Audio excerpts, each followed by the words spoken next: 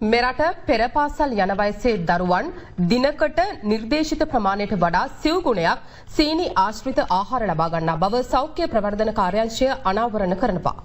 ප්‍රවෘත්ති සාකච්ඡාව පවත්වමින් විශේෂඥ වෛද්‍යවරුන් පවසන්නේ මෙම තත්ත්වය රටට දීර්ඝ කාලීනව බලපවත්නා සෞඛ්‍ය පරිහානියක ආරම්භය බවයි.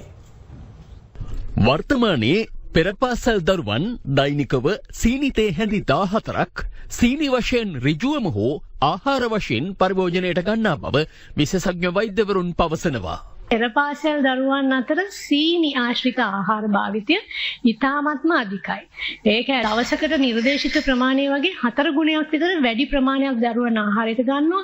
කේක්, බිස්කට්, සීනි බහුල ආහාර ඔස්සේ. ඊට පස්සේ පෙරපාසල් දරුවෝ 60ක් විතර දරුවෝ පැණිමීම බොනවා.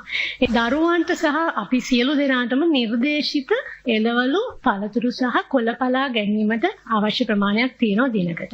ඒ දවසකට එළවලු 2යි පළතුරු 2ක් සහ කොළපලාවක්.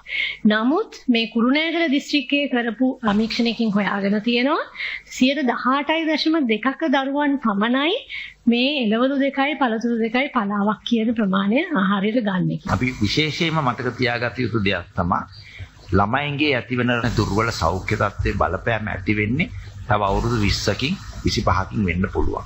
ඒ කියන්නේ අපි රෝගී සමාජයක් ඇති වෙන්නේ. විශේෂයෙන්ම අපි දන්නවා අපේ උපත් ප්‍රතිශතයේ උපත් අනුපාතය දැන් ක්‍රමානුකූලව අඩු වෙලා තියෙනවා. ලක්ෂ 3.5ක් සාමාන්‍ය තිබිච්ච දැන් ලක්ෂ 2.5කට විතර වගේ අඩු වෙලා තියෙනවා. ඒතකොට ඒ කියන්නේ අපි අනාගතයේදී රටේ වර්ක් ෆෝස් එක නැතුව යනවා. ශ්‍රම බලකාය නැති වෙලා තියෙනවා. ඒතකොට ඒ ශ්‍රම බලකායනොත් අතිවිශාල ප්‍රමාණයක් රෝගී බලකායක් විදිහට ගියොත් එහෙම නැත්නම් මාසේ සතිය වැඩි කාලයක් ක්ලිනික් පෝලිං වල ඉන්න කට්ටියක් වුණොත් අපි ඒක ලොකු බලපෑමක් කරනවා රටේ අනාගත තත්ත්වය පවත්වාගෙන යන්න.